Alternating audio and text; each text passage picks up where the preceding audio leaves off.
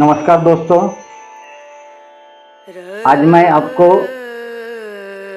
लेकर जा रहे हैं एक ऐसी जगह जो पहाड़ों की रानी कहा जाता है।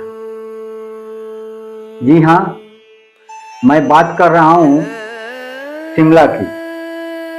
अगर आप भी शिमला जाने का प्लान कर रहे हैं तो ये टूरिस्ट प्लेस की जानकारी आपके लिए है। तो चलिए शुरू करते हैं आज की एक खूबसूरत यात्रा की कुछ खास जगह जहां जाने के बाद वहां से आप वापस आने का आपका दिल नहीं करेगा।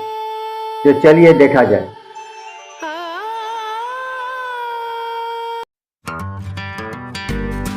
शिमला पहुंचने के बाद जब हम मनाली की तरफ बढ़ते हैं तो पहाड़ियों का नज़ारा लेते हुए जब इन पहाड़ों पर बर्फ की चादर और सूर्य की किरणें जब पड़ती है तब यहाँ का दृश्य और मनोरम हो जाता है। बीच बीच में पर्वतों से निकली झरने और पर्वतों के बीच आकाश का तालमेल मनोरम दृश्य प्रस्तुत कर देता है।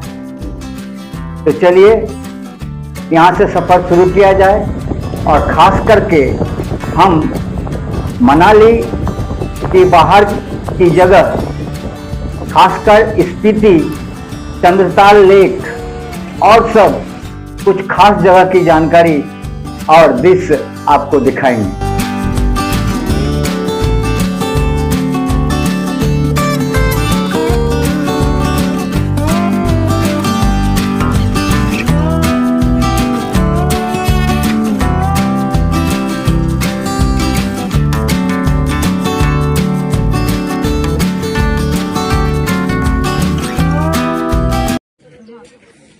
एक बार मरने से पहले चंद्रताल देखना चाहता हूँ। वो कहाँ है? मनाली से बहुत आगे।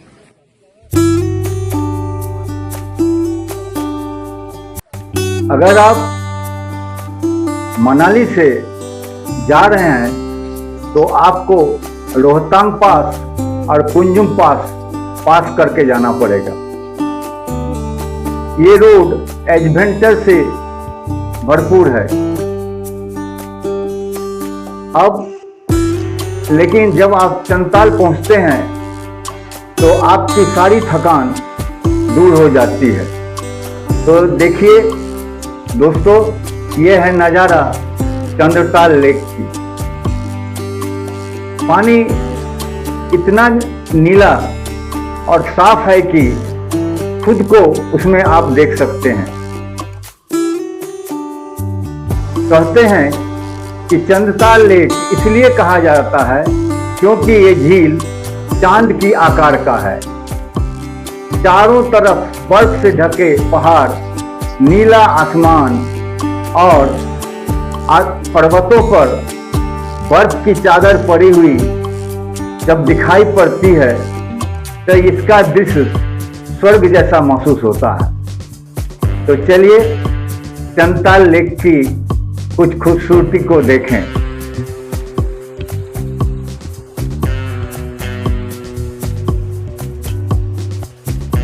अब हम लोग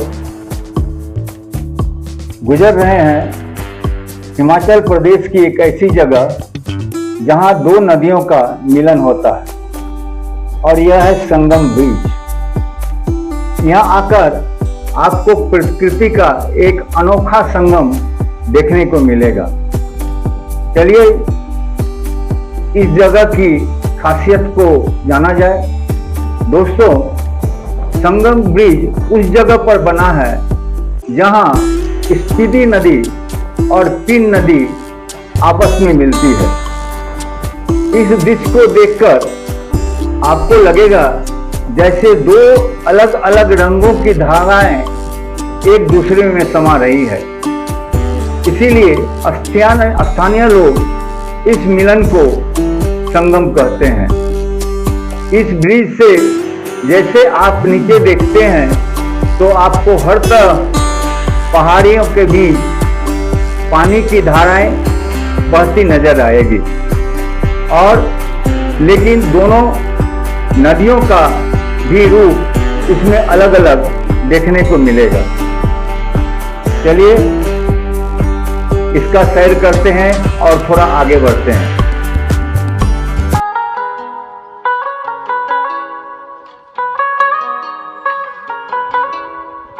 ये है स्पीति रिवर। स्पीति नदी का मतलब होता है मिडिल लैंड की नदी, यानी वो जगह जो तिब्बत और भारत के बीच में है। इस नदी का पानी इतना साफ है कि आप नीचे पत्थर को भी देख सकते हैं। इस समय मैं चितकुल में हूँ और मेरे पीछे जो नदी बह रही है वो है बसपा नदी, जिसे अक्सर लोग चितकुल की नदी भी कहते हैं। इस नदी का पानी इतना ठंडा है कि इसमें हाथ डालने से ही झंझनाहट महसूस होती है, क्योंकि ये नदी ग्लेशियर और बर्फ पिघलने से बनी है। यहाँ की हवा में, पानी में और इस पूरे माहौल में एक सुकून देती है जो शहरों में आपको कभी नहीं मिलेगा। दोस्तों, अब हम लोग पहुंच चुके हैं नाको मोनास्ट्री में। ये मोनास्ट्री करीब 11वीं सदी में बनाई गई थी।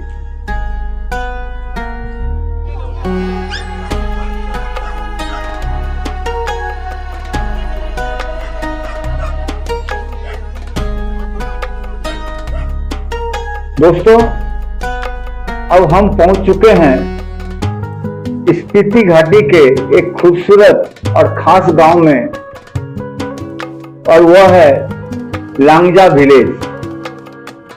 यह गांव सिर्फ खूबसूरती के लिए ही नहीं है, बल्कि एक अपनी अनोखी विरासत और शांति के लिए जाना जाता है।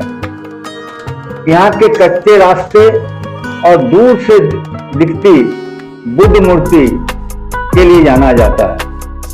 ये मूर्ति पूरे गांव की तरफ देखती है।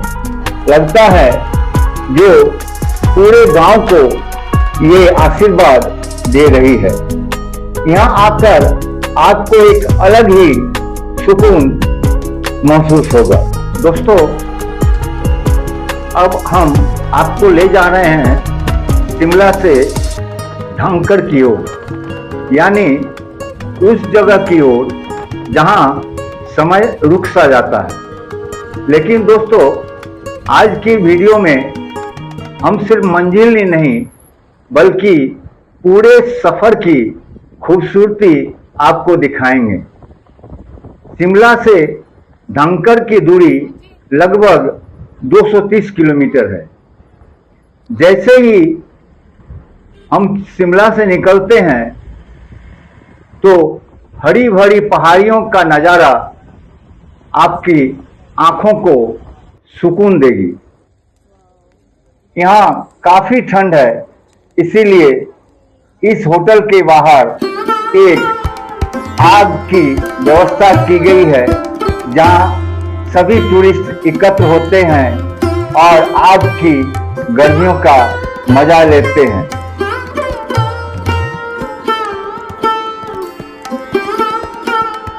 तो ये कुछ खास जगह आपको हमने दिखाया। ये कैसा लगा आप वीडियो के कमेंट बॉक्स में जरूर लिखें। अगर आपको यह वीडियो अच्छी लगी हो तो इस वीडियो को एक लाइक जरूर दें और सब्सक्राइब करें।